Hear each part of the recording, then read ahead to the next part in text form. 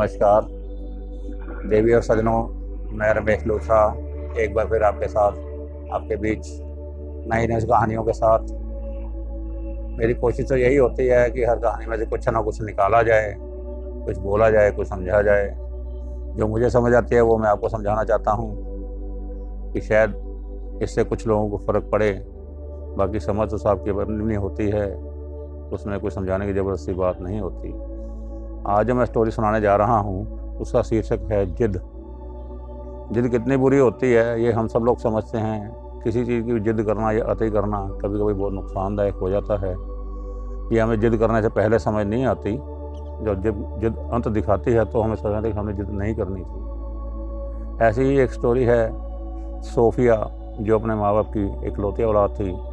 उनकी शादी के करीब 10 साल बाद उनके घर में पैदा हुई। लाड प्यार में कोई कमी नहीं थी, माँ बाप बहुत प्यार करते थे। तो जब सोफिया छोटी थी, छोटी से लेकर बड़े तक, उन्होंने डिमांड की उसके माँ बाप ने जैसे भी है उसको पूरी करके दी। क्योंकि इकलौती औलाद का जो होता है ना, बड़ा कशिश होती है कि मेरी औलाद को किसी तरह की कमी ना रहे। और माँ बाप तो बेशक 1 या 2 या 3 जो भी बच्चे हैं उन सबकी ख्वाहिश पूरी करना चाहते हैं। और इकलौती औलाद इकलौती ही होती है। 20-21 साल की सोफिया हो गई। एक दिन अपने पापा कहती है कि शाम को मैंने आज बर्थडे पार्टी में जाना है, मेरे फ्रेंड का बर्थडे है तो मैंने वहाँ पर जाना है। 8 बजे जाना है तो रात को 12 बज जाएंगे। जैसे आजकल के हालात चल रहे हैं, कभी कहाँ बलात्कार, कभी कैसे, कभी गैंग रेप, देख देख के पापा डरे हुए थे। वो कहते बेटा नहीं, आपने जाना दिन दिन में उसको जाके विश करो, रात को मैं आपको अलाउ नहीं करूँगा। क्योंकि आजकल माहौल बहुत ख़राब है। टीवी देख देख के, न्यूज़ पढ़ के हर एक पेरेंट्स को आजकल अपने बच्चे इतना डर लगता है कि जब तक घर नहीं आ जाते तो पेरेंट्स को फिक्र लगी रहती है कि मेरे बच्चे ठीक ठाक घर पहुंच जाएं। ख़ास तौर पे लड़कियां जब तक घर नहीं आती तो पेरेंट्स चैन से नहीं बैठ सकते।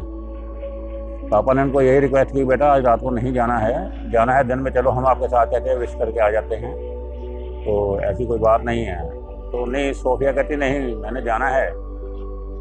तो पापा ने गुस्से भी हो गए, बेटा नहीं हम अलाउ नहीं करेंगे। पापा ने उसे गुस्से में कमरे में बंद कर दिया कि नहीं आपने नहीं जाना, रात को हम अलाउ नहीं करेंगे। सोफिया बड़बड़ाती रही। पापा ने जब दरवाज़ा बंद कर दिया, सोफिया थोड़ी देर गुमसुम लेटी रही। बाद में उसने ड्रेस चेंज करी, सब कुछ तैयार होके अपने कमरे की खिड़की खोल के वहाँ से क्रॉस करके वो बिना बताए घर से चली गई।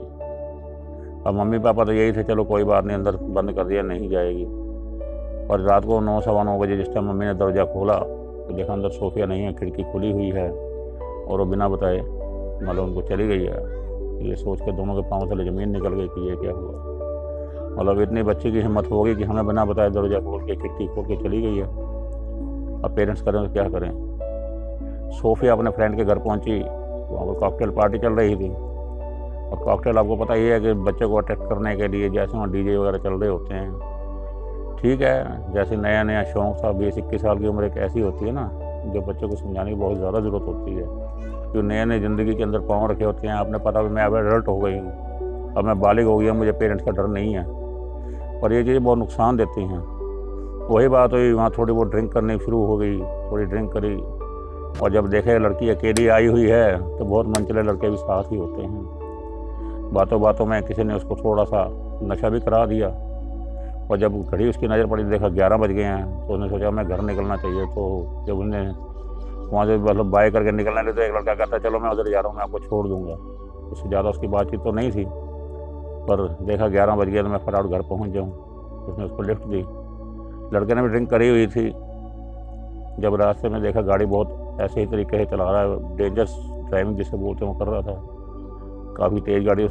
लड़की ने कहा सोफिया ने कि आप ज़रा गाड़ी स्लो चलाओ, ढंग से चलाओ, आपने बहुत ज़्यादा ड्रिंक करी हुई है। तो लड़का थोड़ा सा मचल गया।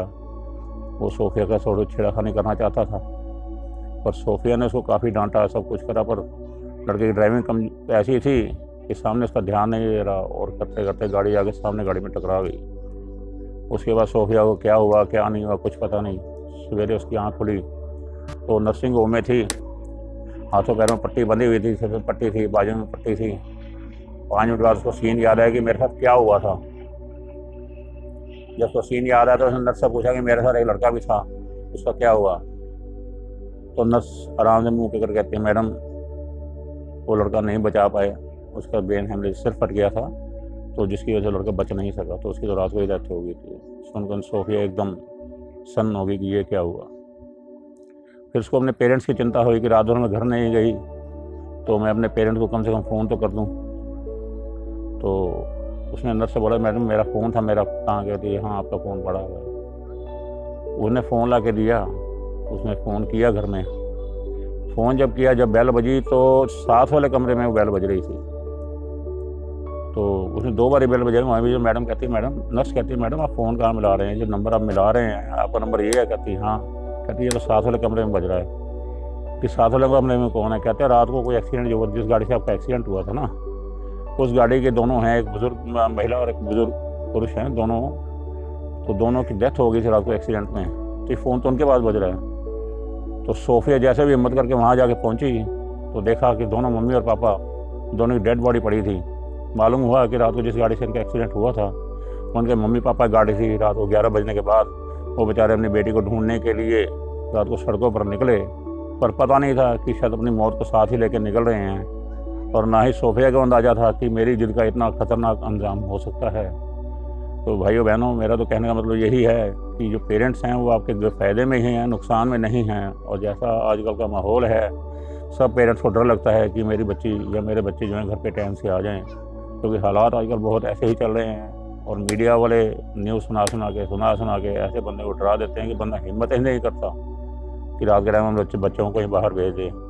तो भाइयों बहनों, मेरी बात को आप समझ रहे हैं कि बच्चों को कैसे समझाया जाए। बच्चे खैर हैं तो अपनी मर्ज़ी के मालिक, और फिर भी अगर बच्चे इस चीज़ को समझें कि पेरेंट्स को कितनी तकलीफ़ होती है उनकी बात ना मानने से। और भुगतान देखो कैसा सोफिया ने किया, मम्मी पापा को खो दिया एक छोटी सी जिद के कारण।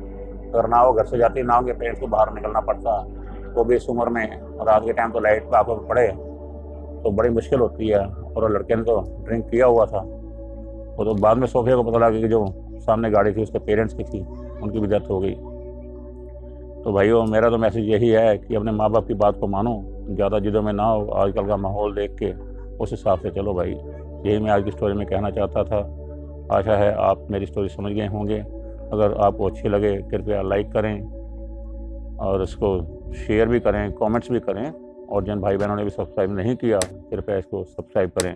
धन्यवाद, नमस्कार।